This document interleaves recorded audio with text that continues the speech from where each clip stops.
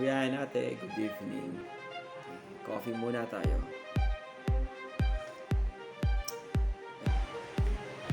So, marami tayong napuntan na site kanina at this past few days hindi tayo nakapag-video kasi medyo busy sa mga site and talagang no time naman sa pag-video.